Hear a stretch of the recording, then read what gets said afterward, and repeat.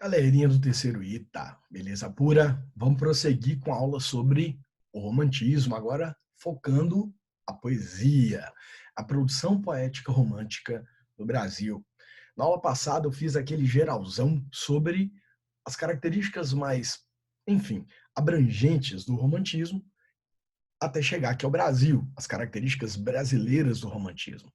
E eu falei um pouco da estética romântica na prosa, e aí falei das vertentes estéticas, temáticas da prosa romântica no Brasil. Agora vamos falar da literatura romântica de uma maneira em geral, para eu chegar na poesia romântica brasileira. Então, coloquei aqui.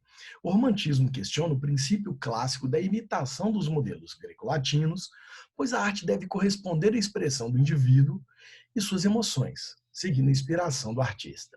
Você vai se lembrar que na primeira aula do romantismo eu disse a mesma coisa.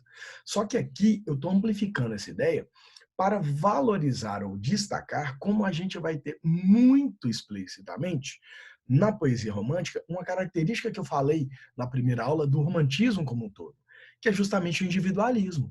Né? Então, o que vale aqui não é seguir os modelos, por exemplo, como havia lá no arcadismo. O poeta romântico, ele fala das suas emoções a partir da sua inspiração. Por isso que a produção artística romântica, além de ser muito egocêntrica, ela é muito intimista e subjetivista, certo? Na poesia romântica, os sentimentos do poeta devem tocar e emocionar o leitor. Por isso, há um aproveitamento da linguagem poética em todas as suas potencialidades musicais e expressivas. Isso aqui é muito importante. Tem vários poemas românticos que são metrificados e outros que simplesmente usam versos livres, porque o que vale é a inspiração momentânea do artista. Como eu coloquei aqui, a potencialidade musical, sonora, então eles vão usar muitas rimas, muitas melodias, e a expressividade tem a ver justamente com essa intensa emocionalidade que vai aparecer, essa intensa emoção que vai aparecer na poesia romântica, em especial na brasileira. Né? Eu coloquei aqui, ó, como o romantismo durou quase meio século no Brasil, iniciando-se ali por volta de 1830 e poucos, né, muitos autores escreveram sobre sua influência. Ou seja, o romantismo é uma estética que, entre aspas, durou muito no Brasil. Então você tem, inevitavelmente, na produção poética, o agrupamento desses escritores em três gerações de românticos brasileiros, em grupos que se assemelham tematicamente ou que viveram mais ou menos no mesmo período. Então a gente usa essa separação de gerações mais para poesia do que para prosa, porque na prosa você tem as coisas acontecendo concomitantemente, enquanto aqui na poesia você tem mais ou menos separado esse grupo, ou esses grupos de poetas que se expressam de acordo com a tendência mais ou menos ali do período. E a primeira geração, talvez assim como na prosa, seja que tem mais a cara do romantismo brasileiro. É a geração indianista ou nativista.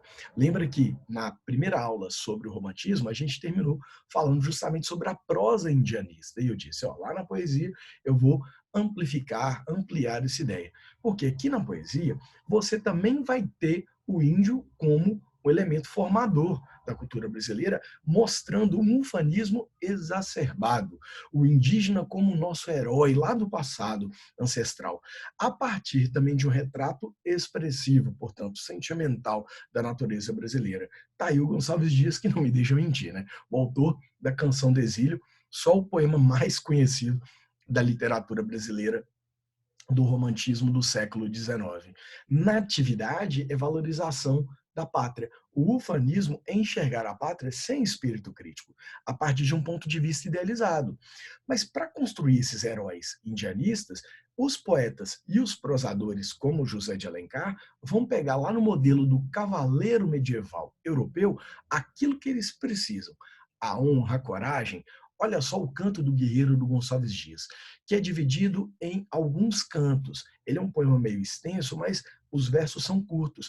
Todos os versos são divididos em sílabas tônicas, fortes. Olha só. Aqui na floresta, dos ventos batida, façanhas de bravos não geram escravos, que estimem a vida sem guerra e lidar. Ouvi-me, guerreiros, ouvi meu cantar. Então, quem está enunciando, quem é a voz poética, é o guerreiro, é o canto do guerreiro. Ouvi-me, guerreiros, ouvi meu cantar. Olha, façanhas de bravos não geram escravos. Quem luta não se deixa escravizar. Aí você vai pensar nas lutas frequentes que havia aqui entre as tribos indígenas. Só que aí você tem essas lutas revestidas de um certo medievalismo, né? Olha, valente na guerra, quem há como eu sou? Quem vibra o tacape com mais valentia? Quem golpes daria fatais como eu dou? Guerreiros, ouvi-me, quem há como eu sou? Perceba que, ao mesmo tempo que a gente tem a afirmação, a gente tem a pergunta retórica: quem é tão guerreiro quanto eu, que sou líder de todos os guerreiros, que vibro o tacape, arma indígena com mais valentia? Quem guia nos ares a frecha emplumada, a flecha emplumada, ferindo uma presa com tanta certeza na altura arrojada onde eu a mandar. Guerreiros, ouvi-me, ouvi meu cantar. Então, quer dizer, além de ser o líder de todos os guerreiros, eu tenho que ser muito habilidoso, com arco e a flecha também, né? Quem tantos inimigos em guerras preou, quem tantos inimigos em guerra matou, quem canta seus feitos com mais energia, quem golpes daria fatais como eu dou, guerreiros ouvi-me, quem há como eu sou. Então, perceba, eu tenho a manha de usar o arco e a flecha, eu canto os meus feitos heróicos e mato os meus inimigos. Quem há como eu sou? É um canto de autoafirmação, né? Na caça ou na lide, a lide é o combate, quem há que me afronte? A onça raivosa meus passos conhece. O inimigo estremece e a ave medrosa se esconde no céu. Quem há mais valente, mais destro do que eu? Destro é habilidoso, né? Eu falei para vocês que, ora, os poetas românticos usam a metrificação, né, clássica, convencional da poesia. Aqui, no caso, nós temos versos metrificados para criar esse quase que esse ritmo de batalha, né? Na caça ou na lide, todos os versos são em redondilhas menores, em 5 sílabas poéticas. Quem há que me afronte, todos eles são fortes, tá vendo? Quem é mais valente do que eu? Para justamente solidificar, para justamente criar essa ideia do índio como bravo guerreiro. Se as matas estrujo, estremeço, com os sons do boré, co é com, né? Com os sons do boré, aquele, vamos colocar um berrante indígena, né? 1000 arcos se encurvam, 1000 setas lavam, 1000 gritos reboam, 1000 homens de pé, eis, surgem, respondem aos sons do boré. Quem é mais valente, mais forte, quem é? Então perceba que aqui nós temos quase que uma imagem medieval de luta, né? Lá vão pelas matas, não fazem ruído, o vento gemendo e as matas tremendo, e o triste carpido choro de uma ave a cantar. São eles, guerreiros que façam avançar. E o piaga, é o pajé, né? Se ruge no seu maracá, o chocalho, a morte lá paira nos ares frechados, os campos juncados de mortos são já. Há muitos mortos depois da batalha, e homens viveram e homens são lá. O verbo ser aqui é usado como estar, né? 1000 homens lutaram, 1000 homens pereceram na guerra, mas não tem problema, por quê? Porque eles são nobres guerreiros, né? Então, se de novo eu toco o boré, qual fonte que salta de rocha empinada, que vai marulhosa, que inquieta, fremente e queixosa, que a raiva apagada de todo não é? Tal eles, os inimigos, se escoam aos sons do boré. Guerreiros, dizem-me, tão forte quem é. Então, olha como é que eu, guerreiro, me autoafirmo como o mais destro, o mais valente, o mais com maior capacidade de liderança frente aos inimigos. Então, é como se eu dissesse, olha o nosso ancestral como é que é guerreiro, né? Se inspirando no medievalismo europeu. Então, a primeira geração romântica, ela valoriza na poesia um nacionalismo a partir desses aspectos característicos da paisagem local. Ali você percebeu as aves, a onça, a queda d'água, a cachoeira, né? Aí nós temos também a beleza da natureza tropical, exótica e exuberante, em oposição à paisagem europeia. Os europeus não têm uma natureza exótica, tropical como a nossa, né? E o índio como elemento formador do povo brasileiro, assim como ocorre lá na prosa romântica, certo?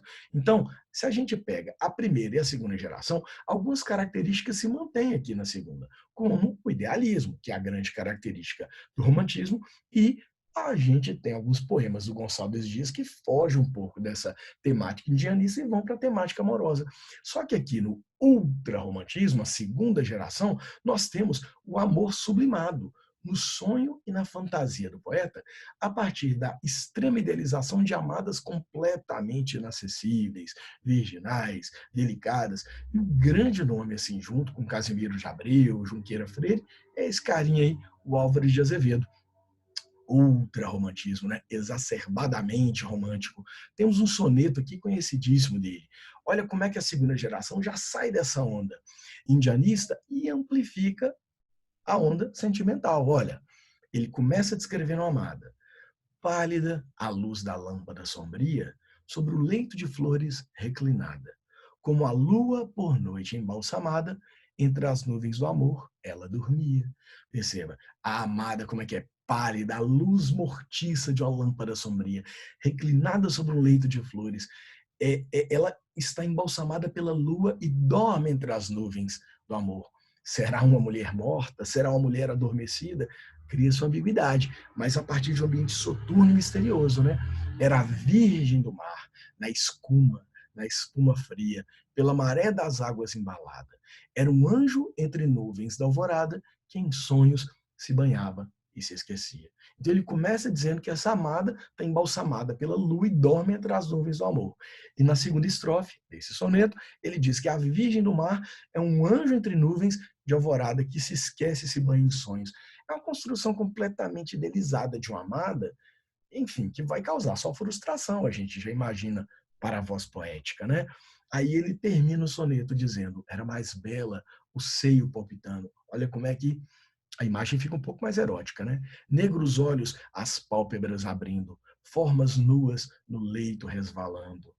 Aí você tem a construção erótica dessa imagem feminina pelos olhos, pelo seio palpitando, pelas formas nuas, mas esse amor não pode realizar-se fisicamente. Então, não te rias de mim, meu anjo lindo. Ele corta a onda. Olha, por ti as noites eu velei chorando, por ti nos sonhos morrerei sorrindo. A ideia da morte, da noite, do sonho, da fantasia, juntamente com esse erotismo, isso é muito classicamente ultra romântico, né? Então, você tem uma ardente sensualidade do poeta contrastando com a subjetividade atormentada dele, né? Ele deseja, mas aquele desejo é impossível, porque a amada é extremamente idealizada. Então, veja, os poetas assumem um extremo subjetivismo, extremo ultra, né? Imitando poetas europeus como Lord Byron, centrando-se nas temáticas ligadas ao amor e à morte. A gente já fala do byronismo aí, mas pega aí, ó, temáticas de amor e morte. Tendência ao devaneio, ao erotismo difuso ou obsessivo. O que seria uma coisa difusa? Meio assim, sabe, um erotismo amplo, né? A melancolia e ao tédio, a evasão e ao sonho. Olha o escapismo, esse é uma das grandes características do ultrarromantismo, né? E aí, por isso, por causa da influência do Lord Byron, que se cria aí essa expressão byronismo, identificada com o que se chama o mal do século, que se trata de uma melancolia incurável, de um poeta que se considera genial, mas ele se sente desesperado, ele é revoltado, mas desgraçado e perseguido pela sociedade. Ele é genial, mas ele é perseguido. Então ele se sente incompreendido e solitário. O mal do século, uma doença indefinível, faz desejar a morte como a única possibilidade de se libertar das dores do mundo, né? Então, o poeta ultrarromântico, ele se considera assim extremamente incompreendido, desajustado, revoltado, desesperado. O ultrarromantismo às vezes é confundido muito com o romantismo como um todo, mas só é a exacerbação, no caso da poesia, desse sentimento de inadequação do poeta à vida por causa das suas idealizações, beleza? Agora, se a gente vai para a terceira geração da poesia romântica, nós temos o mesmo esquema, ó, nacionalismo, nós temos o Castro Alves aí como grande ícone do condoreirismo, mas ele também escreve poemas ardentes, amorosos, eróticos, sabe? Só que ele fica reconhecido por essa vertente condoreira, por causa das temáticas anti-escravistas. Olha como é que a poesia se torna um pouco mais social, né? Uma abordagem retórica e exaltada de temas sociais, valorizando a liberdade da imaginação a partir da figura do condor, daí condoreirismo. O condor é uma ave que voa muito alto nos Andes. Então a imaginação criadora do poeta voa longe. E os condoreiros estão inseridos justamente naquele contexto ali pós-1860, em que se defendem ideais liberais e anti-escravistas. Já falo disso. Mas o poema talvez mais reconhecido dessa fase é realmente o Navio Negreiro, um longo poema do Castro Alves, como o título já sugere, que vai descrever essa viagem, né, do navio negreiro, de um navio negreiro, trazendo africanos escravizados para o Brasil. Eu peguei aqui o canto quarto, que é um dos mais conhecidos, que diz assim: era um sonho dantesco. O Dante Alighieri escreveu a Divina Comédia, né? Então, é um sonho infernal, porque o Dante desce aos círculos infernais, sim, era um sonho dantesco. O tombadilho que das luzernas a vermelho brilho. Tombadilho é a parte do navio, o navio negreiro, e das luzernas a vermelho brilho. Olha a tonalidade vermelha, cromática, sangue, em sangue a se banhar. Tinir de ferros, estalar de açoite, legiões de homens negros como a noite, horrendos a dançar. Percebeu como o cromatismo vermelho, escuro, os barulhos, os escravos, os africanos escravizados estão dançando porque o navio está entrando numa tempestade, o navio negreiro. A dança aqui é uma referência clara e irônica, né? Negras mulheres suspendendo as tetas, magras crianças cujas bocas pretas rega o sangue das mães. Outras moças, mas nuas e espantadas, no turbilhão de espectros arrastadas em ânsia e mágoa vãs. Olha que imagem horrorosa, né? As mulheres dão de mamar e sai sangue ao invés de leite. É uma imagem de terror, de inferno. Você vai ver como é que vai terminar esse canto, de uma maneira impactante. E ri-se a orquestra irônica e estridente, e da ronda fantástica a serpente faz doudas espirais. Se o velho arqueja, se no chão resvala, ouvem-se gritos, o chicote estala, e voam mais e mais. Que orquestra é essa? Essa orquestra é o conjunto de barulhos ali do navio, né? As doidas espirais da serpente é a chibata, é uma referência metafórica a chibata, que vai batendo no velho africano escravizado. Ouvem-se gritos, o chicote estala e voam mais e mais chicotadas. Presa nos elos de uma só cadeia, a multidão faminta cambaleia e chora e dança ali. Olha o sarcasmo, né? Da dança. Um de raiva delira, outro enlouquece. Outro que martírios embrutece, cantando geme e ri. Então as pessoas vão enlouquecendo, cantando, gemendo, rindo, dançando em meio àquela cena macabra, demoníaca. Você vai entender.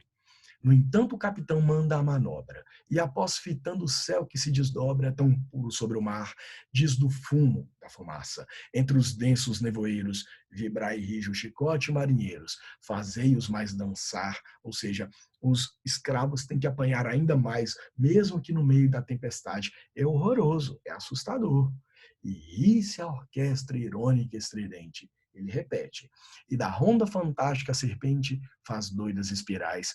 Qual um sonho dantesco as sombras voam, gritos ais, maldições, preces ressoam, e ri-se Satanás. Olha que louco, ele coloca a própria imagem do demônio no final, rindo-se de tamanha desgraça. Então você já sacou que é um poema para impactar o leitor mesmo. Então, olha, escritos em fins da década de 1860, esses poemas condoreiros expressam a crise de um Brasil que ainda era puramente rural, apontando para os ideais republicanos e liberalistas que vão começar a despontar naquela época. Lembrando que o Castro Alves era estudante de Direito da Faculdade de Recife, então ele está ali no meio daqueles debates republicanos liberalistas.